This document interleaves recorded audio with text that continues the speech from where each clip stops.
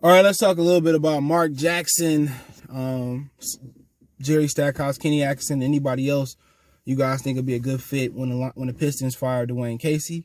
Hit that subscribe button, bell icon button, share the video, and he should be getting fired during the season. But they might be loyal to him, might be intentionally taken, so he could be hanging around a lot longer. But let's talk about the Pistons. Hit that subscribe button, bell icon button. Check out our Detroit Piston Talk playlist for more videos like this.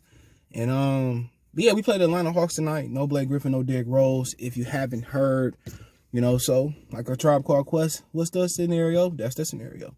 And I think it's time to be looking at coaches. And I think they know essentially this team is not going to be good. Okay. So Dwane Casey might be hanging around a lot longer than we know. And a lot of our expectations might be a little bit more above than Detroit status for the sports team, because we thought Matt Patricia should have been gone long ago. He wasn't gone long ago. It took some time through the season. He was doing the same thing Dwane Casey doing, blowing leads. But to be honest, can any coach get more out of this roster than we looking for? Excuse me, let me fix this. I think not. I think it is the way it is, all right? I think it is the way it is. I think this team is just bad. Phil Jackson, Red Auerbach, thinking of another one. Greg Popovich, the roster is what it is. And we got to accept it. So no matter what Dwane Casey doing his power, they blowing leads. But then again, that's a lot of coaching. And they have leads, and they looked at Blake Griffin. Blake Griffin is not a guy that's going to get you the bucket in the clutch. And he not a guy that's going to be around for 72 games this year to get you a bucket in the clutch. To be honest, just kind of looking at some of the issues that Dwane Casey is having coaching, I like DeLon Wright, he a good hooper, all right? Blake Griffin, good hooper there. But he should have Diombo out there, or he should have Josh Jackson out there, or both. To be honest, Josh Jackson is a guy that's looking that can get buckets. He dribbling the ball, shooting the ball, getting to the rim. He can defend his position. So I think the adjustment he can make is putting Josh Jackson in the lineup when it's winning time, when it's ready to close the game out. So it can take some pressure off of Blake Griffin a little bit. But to be honest, Jeremy Grant, he ain't no closer. He's a role player that can spot up and shoot and, cut to the basket and get an alley-oop. His issue is he basically looking for Jeremy Grant, Blake Griffin to close the game. DeLon Wright, and at the end of the day, the only one out there that's usually that can close the game is Derrick Rose. So now we're in a situation where, Derrick is out there by himself. So it's time to really put Josh Jackson line up and Diombo in the lineup so Diombo can learn to close and Josh Jackson can give you some more options. But, they paid Jeremy Grant all that money, so now they're trying to force a square peg in the round hole. And honestly, it's not really working for the Detroit Pistons, in my opinion, man. So, that's one of the coaching things I don't like. Then again, you trying out the same old Derrick Rose, Blake Griffin. I like Mason Plumlee. But then again, in your rotation, you got to get Savitas in there. You got to get Isaiah Stewart in there. Even if they're not ready, put them in there. You losing games anyway. Put them in there. They starting to get in their play, and fuck easing them in there. Because you can't count on Blake Griffin at all. Can't count on Derrick Rose at all. So if we're going to tank, let's kind of improve some young players in the process. Let Savitas get out there and see what it's like. Let Stewart get out there and see what it's like. Jahlil Okafor, he seemed to be solid, but he just don't have an athletic bone in his body. So why not put Stewart out? If he foul out, fuck it, he foul out. But, Dwane Casey ain't too much he can do with this. I think his lineups to close out games and to close out quarters, I don't like them. But the game revolving around Blake Griffin, you ain't going to win too many games because, one, his availability is not going to be always there.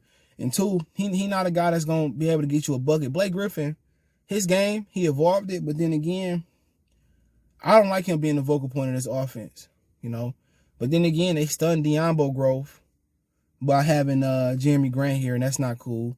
Blake Griffin, it was just a bad trade. It was a really bad trade. And it set our franchise back some years and then moved up the Clippers franchise back.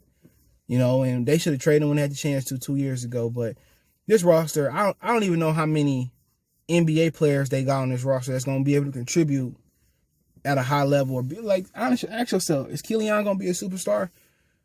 Diombo looking to be slipping. We don't know we get our Stewart, Bay. We don't know it's just, it's going to take us to find us our Giannis or get Cade Cunningham. It's a bad team, but, when they figure out Dwane Casey is the problem, and I think they loyal to him right now, I mean, you just look at the coaches out there. Jerry Stackhouse is doing good things at Vanderbilt. I like him. Kenny Atkinson is the assistant Clipper coach. I like him a lot, what he did with Brooklyn. And Mark Jackson, he tried. And if you don't know about Mark Jackson, he tries to convert atheists and non-Christians over to Christianity. And that's one of the reasons he out. And then I think he made some remarks about homosexuality. I know Tim Hardaway did, and they won't let him in the Hall of Fame.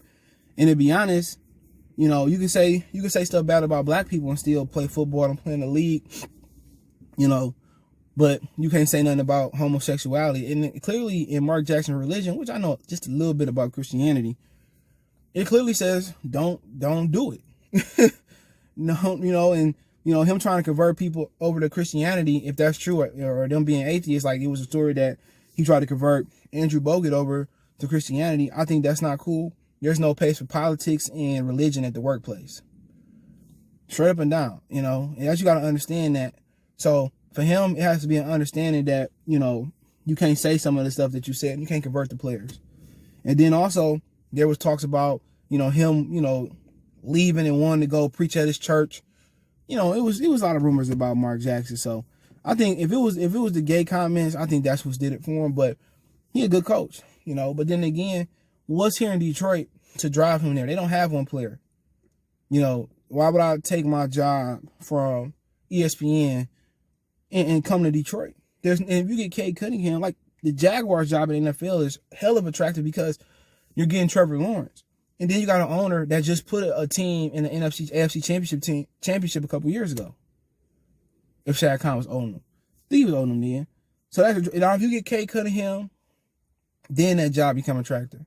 Or if you find you a Giannis, or then that job, Tim Duncan, KG, Allen Iverson, Kobe Bryant, LeBron, they got to find them. And it's a great year to tank. The fans not going to, it's a great year to tank. Ain't no fans, you ain't worried about the ticket sales. You bring that Cunningham kid here, it's a wrap. It's a wrap. And then it's a lot of good guys, the kid at Gonzaga next year. So, you got a chance. You got a huge chance. You look at, I like Mark Jackson. I don't care about the other stuff they're talking about. You look at Kenny Atkinson, amazing coach, should have been a head coach. Well, Kyrie didn't like him. He had a young Brooklyn Nets team on the rise. And I think he'd be a good coach for a young Detroit Pistons, man. And he preached defense. He knows X's and O's. I like Kenny Atkinson a lot. Then you got Jerry Stackhouse and, Penny Hardaway and Patrick Ewing, Brandon Roy doing a great job on the high school circuit. So you got a lot of up-and-coming coaches, man. And Jerry Stackhouse seemed to be doing pretty good at Vanderbilt. Used to play for the Pistons, won a G League title like Nick Nurse. He had to go to college. Nick Nurse got a promotion. And people talk a lot about the NFL being behind times about, about our social issues with black people and against the world, whatever you want to say. NBA behind times too. Because if Daryl Morey was a black person, he made those comments about China, he'd be fired. Honestly, and just look at the discrepancy. Patrick Ewing had to go to college. He's had to end up NBA bench for years. Had to go get a job in college. You look at Jerry Stackhouse. He won a G League championship, and I think he was runner-up one year. Nick Nurse won a G League. He get to be a head coach. Jerry Stackhouse got to go to Vanderbilt, even though Vanderbilt committed more money to the basketball program than before. To get Jerry Stackhouse there, it's just crazy. It's crazy. The NBA, a lot of the NBA fans, the NBA is racist. They just put up a facade for you to believe they care. They don't care. If they cared, Michael Jordan wouldn't be the sole black owner in the NBA. Before him, it wouldn't have been Bob Johnson. If they cared, you see more, former player coaches. You got dudes that never dribbled in the league that can coach over guys like Mark Jackson, over guys like, Jerry Stackhouse, Patrick Ewing, Anthony Hardaway. Guys that want to coach and shown to be a good coach at multiple levels. That's just crazy. And that's just, NBA fans live in their own world. But I like all three of those coaches to come in and replace Dwane Casey. But in order to get them, you're going to have to get them a hell of a lot of money and some GM power, or you're going to have to get a blue chipper to come in here. So it is what it is. Let me know what you guys think about the video. Fired Dwane Casey because he trash. But then again, we got to admit, he ain't got a whole lot to work with. But hey, Don't forget we on Facebook, Instagram, Twitter. You can reach out if you have a business question, inquiry, sponsorship, video request, all my social media links, description. Fast way to reach me is Twitter, then Facebook, then Instagram. If you ever have a business question, inquiry, video request, you just want to chop it up and advertise your business on the channel, hit up your social media. You want to make a financial donation, Cash App CJ Good 313. That's in the description. PayPal link in the description. Best way to donate. Share the video. One time for the one time. We go.